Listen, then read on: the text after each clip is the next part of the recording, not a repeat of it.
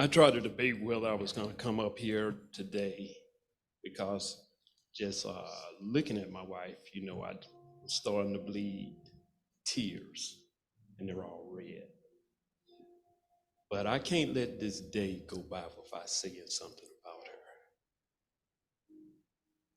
During my time in the military, Sharon was always there, and I remember there was a time when I was in E6, and I had a difficult time trying to make it to E7, And she said, "What's your problem?" I said, "Navy have a difficult rating system here for me to advance to E7. So I showed her the things. She said, all you got to do is pass the test.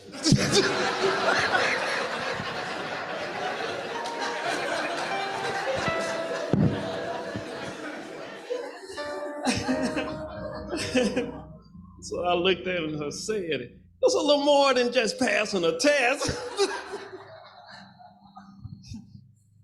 And then she said, "Okay, let's see what you got. She said, "Okay." She said, "Number one, I see the problem here. You don't know how to write. You got bad sentence structure. You need to put your papers together better." And I started doing that, and I started telling her there's different things I have to do to try to advance. And she said, "Well, if it's leadership, why don't you do all the stuff in leadership and just move forward? I don't know what's your problem."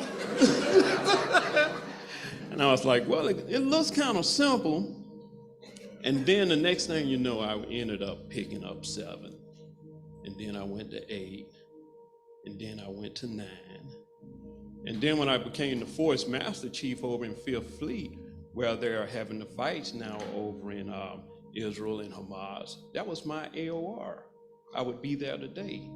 But when Sharon came over, because I was only over there for like 3 months, I had to leave on Christmas Eve that morning and fly in. I got there. That wasn't a turnover. The guy had already took off. He was with his wife, and I had to leave mine. So my wife said, "You know what? I'm coming over there." I was like, "I just got here." She said, "You better get me a ticket."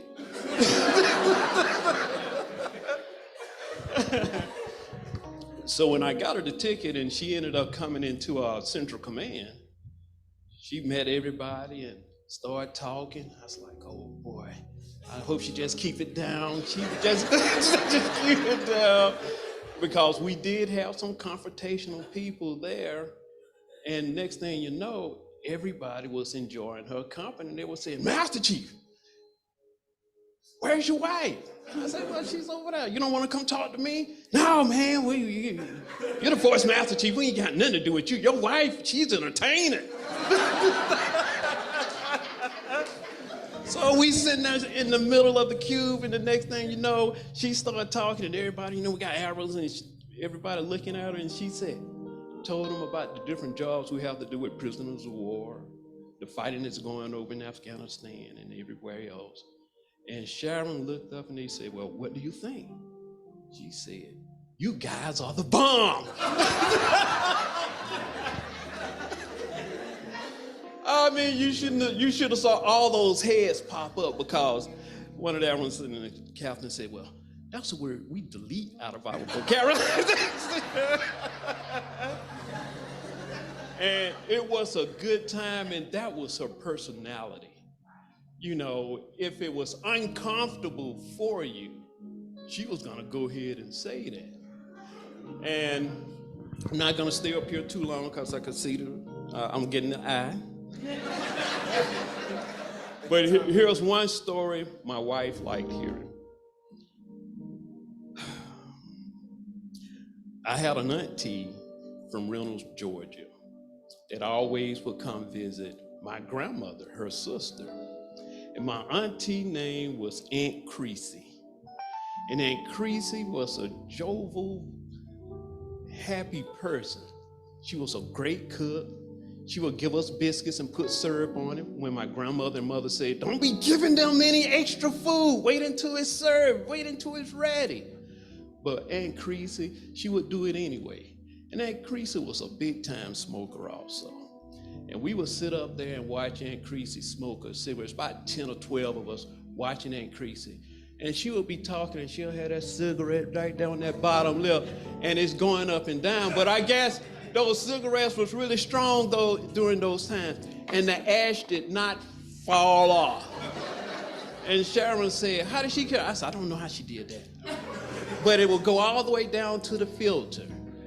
And she would say, "Gosh, that ain't creasy." I said, "Yeah, you love to see her coming, but as time goes by, you kind of want her to leave because she became a little testy with you."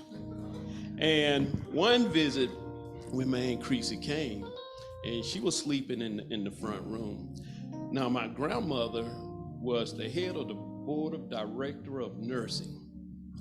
And she woke up one day and she went to see her sister, Creasy.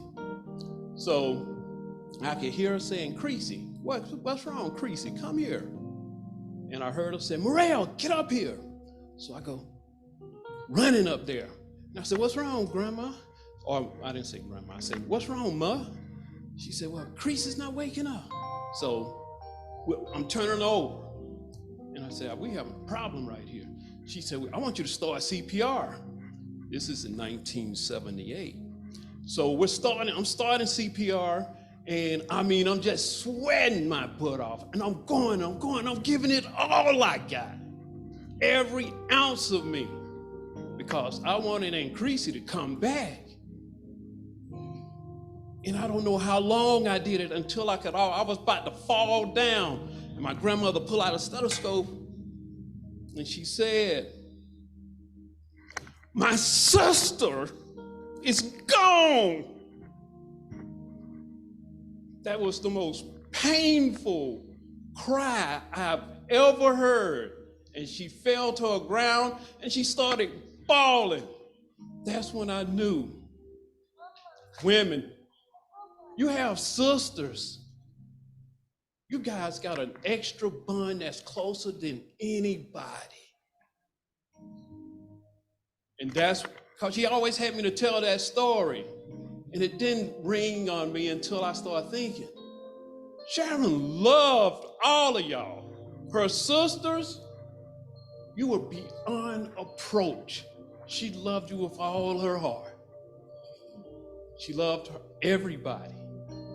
She loved the kids, but she loved her sisters. We're all gonna miss her. And God is calling for her. And I can't do anything as much as I want to get out there and fight it, as much as I could use my knowledge. I'm not a doctor, but I give a doctor a good go-round when it comes to diagnosing and taking care of somebody, because that's all I've done since 1978. And that day I was traumatized. I was only 19 years old. So when I think about my daughter finding her mother like that, I can feel the hurt and pain, because I still haven't gotten over my hurt and pain. So when God comes calling, you just get ready to go.